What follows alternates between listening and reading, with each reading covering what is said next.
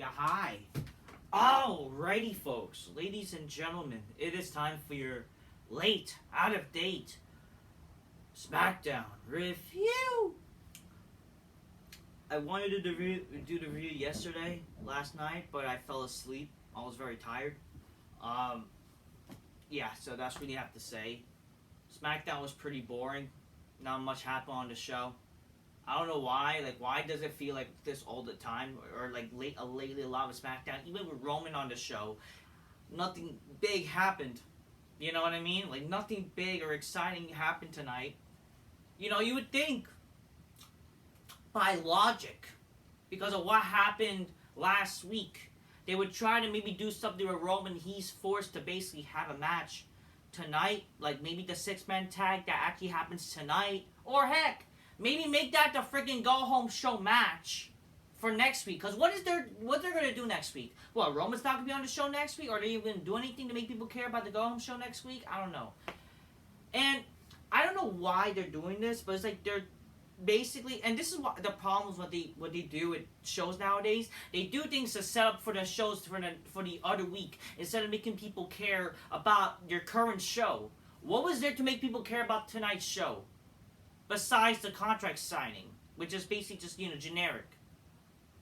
Like, sure, contract signings are a nice staple in wrestling. It just sucks that unfortunately it's poorly executed nowadays. God forbid, when you do contract signings, they're not as exciting as they used to be.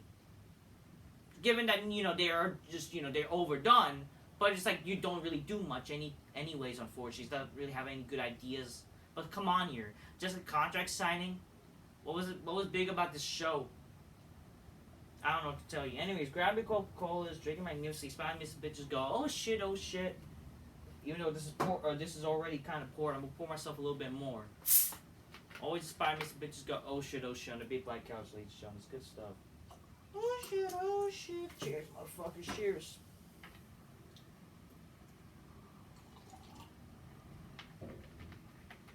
Oh no, I poured. Oh man, that's a little sloppy. Sometimes with vaginas, right? Yeah, I pour myself like, I don't want any stains, ladies and gentlemen, so I hope you guys give me a second, please. Sorry about this, ladies and gentlemen. Sorry about that.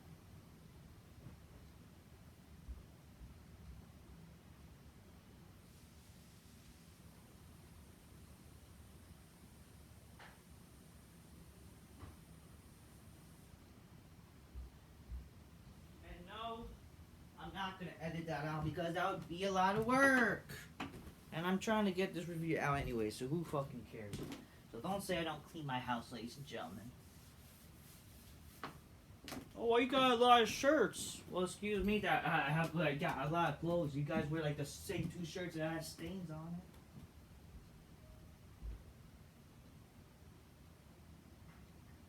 Anyways, I'm here, ladies and gentlemen. Let's talk about some wrestling there, shall we? All right. Anyways, I'm here. Zubair's here. He's never queer. So the show started with the contract signing. Not much really happened. Like, it's just like basically, so like, they announced that. Well, before this contract signing, Roman did show up. He says, "Wise man, I thought sir, then you gotta get it done, make it work or whatever." He basically said like, better fix it. And then it doesn't get fixed. So Roman's like, and he's like, what's the point of having like? He said, like, basically, what's the point of having two hinge men that can do anything? And then Solo basically said, like, don't worry, it's my fault. I'm gonna done finish it. That's what he basically said.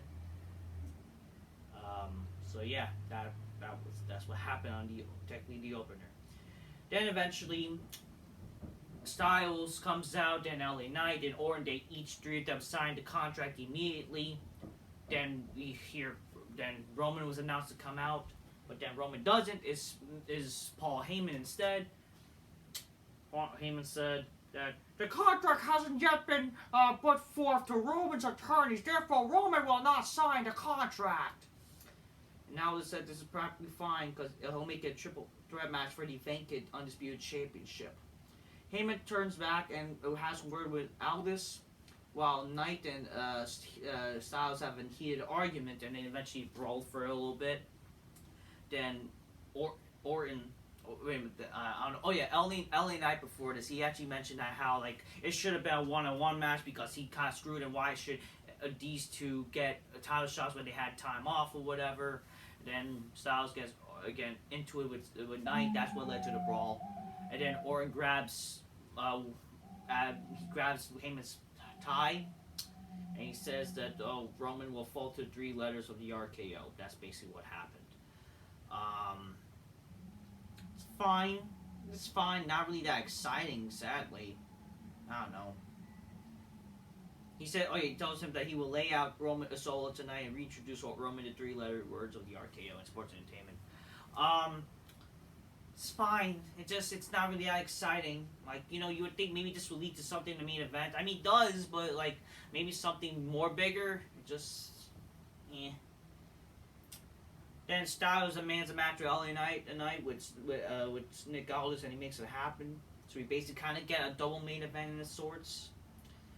First match, the Legado del Fantasma defeats the LWO involving Carlito and some guy, the fucking 2 jobber people who no one cares about. Escobar pins Carlito with a roll up. Isn't it a darn shame that they bring back Carlito and they proceeded to make him not give a fuck? Like, this is a problem with not just modern wrestling. You guys can fucking complain about AEW too, but my god, this WWE needs the fucking criticism as well. They bring back Carlito, and yet Carlito is just another guy. Like, what the fuck are you doing? And the guy looks bigger than everybody. The guy could honestly be more of a world champion than anybody in this fucking company. And he and he's back with shitty music. Like, what the fuck are you doing? Why can't he have the fucking same music he had? What, is it because it's Jim Johnston? Do you guys have a problem with Jim Johnston, for fuck's sakes? I don't know if the song was made. I don't know. Who knows? It could be. But like, seriously, what's the problem? What's the problem with not having his own theme, for fuck's sakes? And how dare you bring him back and done fuck all?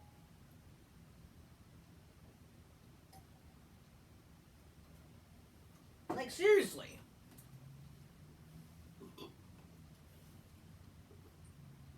Like, I don't know what to tell you. Like, it's just sad. It's just sad. So much to care about Carlito. Like, seriously, come on here. Like, he's just another guy now. You're not showcasing him as someone big. Like, you bring him. You just brought him back too. Like, come on here. Then we see the return of Pete Dunne. This was the big thing. Oh my God, Pete Dunne! Yeah, he's no longer Butch. Like, no matter what's the difference, like, whether he's Butch, Pete Dunne. Sure, Pete Dunne is a better name, but like, come on, I'm not gonna lose sleep over it that the guy's name is Butch. Now he could be world champion. Like, what? You know what I'm gonna lose sleep over? Is like this fucking queer Tyler Bate comes out here. He's like, yeah, I'm happy to be here. I'm like, who the fuck is this fucking queer coming out and go, hi guys, I'm here with my boy Ty. Like, who the fuck are you? And then they're facing off, like, it's basically was a gay match. Fucking so basically we got the same match we got when Butch, whatever. When Butch, his slave name, and fucking, what's his stupid name? Tyler Bate. Again, no one knows the fuck Tyler Bate is.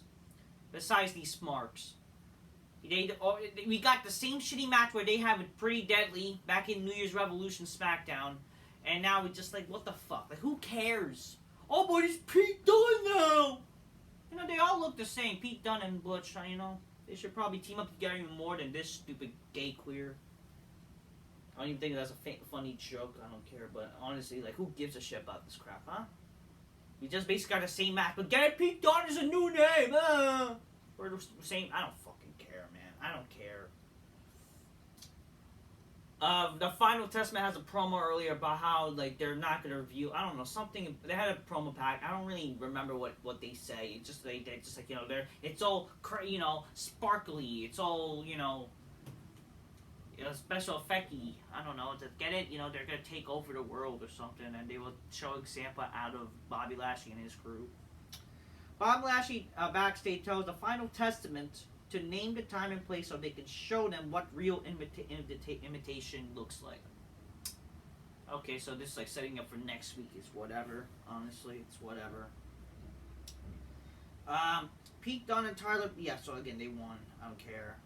We get Bruiserweight chance, because gotta use a Bruiserweight. Again, what does a Bruiserweight mean? What does it mean? Besides, like, the term Bruiser that you'll see on WWE 2K games. Like, was it 2K22? I don't have 2K23, so, like, I wouldn't know. Keep in mind, 2K23 is probably the first game in a while that I haven't brought a WWE game. And it's probably because, like, really, I just don't have any sort of, like, time or care to really buy another WWE game. It really took that time. Because I honestly don't care. Like, these fucking wrestling, the games are really the same shit, too. Anyways, so Logan Paul was invited to the KO show. This was kind of not bad, actually. This was definitely the only one of the highlights of the show besides the fucking contract signing. So Logan Paul, he shows up to the KO show. Logan Paul says it's Kevin Owens' fault that he became a WWE wrestler. But then Logan, and then and then Kevin Owens said that oh, but I can't remember stunning your WrestleMania, but because I stun everybody.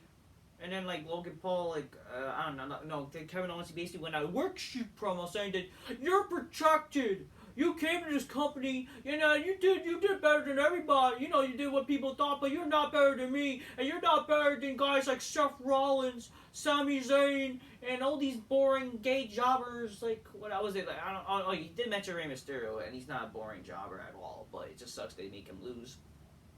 You don't work hard as them. They're better wrestlers than you ever will be. And I'm here to bring more change. You're not gonna knock me out. Because I get up harder than you hit anybody. And the only reason why you became U.S. champion and whatever, why you giving all these opportunities, because you're protected. Because you bring more eyes to the product than I will ever do. I mean, that's sad but true, But the Logan Paul says, protected, look at your head, you're protected than anybody, you give me a black eye. And then like this, and then come. Oh, you know what? I'll make you better. I'll give you a favor. I'll take out this I'll take out this wrist band, and I won't wrestle with it. I'll even take it out right now. And then he gets punched, a lucky punch by Logan Paul. But then Kevin Owens does get up, and then Kevin Owens does tackle him for a bit. But then Logan Paul takes advantage of the hand. He hits it, and then he hits it to the ring post, and Logan Paul stands tall. Not a bad segment, It's not bad. I can't hate it. It was a good promo off between the two, so it's all right. It's all right. Makes you intrigued about the match, you can't hate it. So I do like this. I do like this. It was like a bit work shoot type of shit, but it's not bad, Definitely not bad. Definitely one of the better segments of the show. Know that about it. Katana Chance and Kaden Carter defeats Isla Dawn and Alba Faya to retain the Women's Tag Championships, and the Kabuki Warriors confronts the champs. So, I don't know. So, we're getting this match next week. Not that anyone really cares, whatever. LA Knight and AJ Styles ends in a double disqualification with the interference of Solo Sikoa. Even though, like, fucking, I don't know, Styles got attacked first, I believe. So shouldn't he get the DQ? I don't fucking know or care. Solo then says, like, 2 out, 1 go. Ready, get your ass out here. And then it's like, I'm sorry, but kind of weak. Like, if you really wanted to take them out and make it get it done, like, so Roman be happy, wouldn't it make sense that you actually devastatingly injure them? Or I'm not saying obviously injure them, but wouldn't it be like make sense, like, to make this makes more sense. Do what you basically did to get what you did to Styles to get out of his match originally when he was teaming up against a Bloodline with Cena. Won't that make any sense? Because I don't think a Samoan spike or where you just a couple punches is enough to keep a guy from fucking the Royal Rumble. I'm sorry, how does that make any sense, really? Just saying, like, won't it make sense to devastatingly actually try to, in kayfabe, injure them? To make it look like, wow, could they actually try to show up in the Rumble, and if they do, they'll be weakened. Just saying. Whatever. So they get hurt. And then Orton comes out. Orton eventually wins the match with a little distraction from LA Knight and Styles when Jimmy was coming out, so ruined their plans or whatever. And then Solo loses. So Solo Sikoa, who defeated John Cena, and I read this. Apparently, he beat John Cena, and since then hasn't won a match. So what does that tell you about John Cena's constant losing streak, or constantly losing to these jobbers? Well, I'm not saying Solo's a jobber. He shouldn't be a jobber. Realistically, he should be built up big. But they kind of do fuck him up a bit, and I'm sorry, their losses are not helping. Like, he first lost to Cody Rhodes. I thought that was stupid. I mean, maybe he shouldn't have had that match in the first, unless he supposedly was to beat Roman. I get whatever. But the reality is, you're having this Solo guy lose. How does that make any fucking sense? Like, I'm sorry. Like, and he's supposed to be next to the fucking head of the bloodline shit?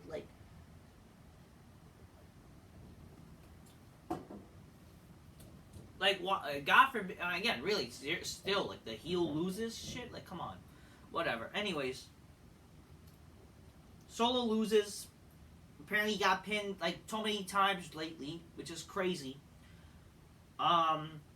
Then Styles and Knight are in the ring again with Orton, but then they attacked both Solo and was it Jimmy? And then eventually Styles and LA Knight gets to it again, and then Orton I can't nowhere to both of them. I don't know, whatever. It's fine. So much for their union last week. And then Roman comes out with a Superman punch. He signs the contract, but then eventually he was about to do the spear, but I came out of nowhere to Roman. Look cool. But yeah, Orton stands tall. Fine. You would think like this is what they will do at like what? They would do this like the go home. What, Roman's not going to be on the show next week, I'm guessing? I don't fucking know. They got to think of something. Roman should be on the go-home show, honestly. Do something, at least. But there's, like, a trend that he hasn't been on the go-home shows, like, lately. Anyways, for, like, the pay-per-views, which is stupid, but whatever. But, yeah. This is basically saying, tell me that Orton's not winning without telling me he's not winning. That's basically what you did, because again, it's that cliche where it's that old school thing where a guy stands tall, which that shouldn't be the case. That shouldn't be predictable. Where okay, you can tell this guy's not going to win the title, but realistically, he's out of everybody. Like, let's say aside from Reigns, for God knows what reason, Reigns does not win the title, or he's not the champion, which it would kind of be a mistake to not have him lose the title without getting pinned at least. Like, Orton's the only realistic guy to win in that match besides Roman. He's the second best option. Just saying. Not saying he's going to ever win, or not saying Roman's going to lose. Again, this is happening. It's confirmed. This match is happening because so Roman doesn't beat Orton clean. So, whatever. So that's the match. So that's what happened on SmackDown. SmackDown was pretty plain, kind of basic show. It sucks because, it would be nice to, like, try to look some intriguement. I don't know. It's just, I guess that's the problem now with modern wrestling, There's not much intriguement with SmackDown. They don't really care much anyways because, like, again, they're not going to be on Fox for very long. They already found a new network. They're going back to the USA Network for SmackDown. So now they're not going to put much effort as they want to. They don't care. Apparently, they don't care. They already got a new home. They clearly don't care. Like, again, the beauty is when it seemed like months ago or even like a year ago, they put in more effort to make people care about SmackDown because, again, it was the show that was on Fox, primetime TV. But, unfortunately, they're going to be leaving primetime TV. They're going to fucking now USA Network where you have to pay. And they could basically not put in much effort as they used to, which is sad. So what can you do? I don't know. It's just like, this shouldn't be the case. Try to make the shows entertaining. Again, it doesn't matter, like, it's not just like we're heading to the Rumble. Every show, every Raw and SmackDown should be intriguing, should be fun and exciting, where you're looking forward to keep building to the pay-per-views, and it should be exciting. Like, this was not the case, and I hate to go rehash the past. But again, it's the truth, because again, the past is better than this shit. Look at shows when you're building up from the Attitude Era, the Ruthless Aggression Era. Heck, even in the PG era, in the early days of the PG era, I would say, because definitely when by the time like 2012 and shit like that, when it really consistently was sucking. But if you look back, even the PG era, wow, the PG rating fucking ruined everything. It was still like watchable. Like, come on here, what are you doing? Sure, they're catering to kids, but my god, kids don't even watch anymore, for fuck's sakes. Cause how shit it is. It's only attracting to fucking fat neckbearded mongoloids and weirdos and people who are retarded. Come on here. Man, you're lucky you have Reigns on the show at least, but it's not even big enough. I mean, obviously Orton should be treated as a big star too, but oh man, it just sucks what they're doing, man. It's not even exciting. The only thing, isn't that sad? The only big thing that people seem to get intrigued, but it's the gayest reason being intrigued of this show, is that, oh man, Pete Dunne! Pete Dunne is back! Like, who cares? Okay, great. He had his old name back. Sure, it's better, but my god, I'm not gonna lose sleep there. Pete Dunne! I missed the name Pete Dunne! Why is he called Butch? Like, what's the difference that he's called Butch and Pete Dunne? He's not going to be this intriguing big star. Like, I personally like the guy. I do think he's cool, but I mean, before, when I saw him on NXT, like, he's okay. Not bad. It's just, like, for God's sakes, what's really cool that he should be a main event talent. In my opinion, he's not there yet. Or he's not, like, should this guy be world champion? I don't know. It's just my opinion. I'm just keep it real, you know what I mean, folks? Anyways, get your gains, get your calls magnificently, spot makes bitches go, oh shit, that's all I'm done gotta say. I'm just keep it real. Until next time, peace. Yeah, bye. Shit was pretty boring there, besides, I guess, I'll get it, the contract sign, which is kind of basic. It's whatever, it's okay, passable. The Roman Paul, Kevin Owens segment, which was okay. And, I don't know, I guess, at least I would give credit. Styles and LA Knight was good for his time limit. Like, at least it wasn't a long match, because long matches are very boring without real actual stories. And, I guess both matches for the main event serves its purpose. But other than that, the show, it's like, it's whatever. The show is still boring, folks. Till next time, peace. Yeah, bye.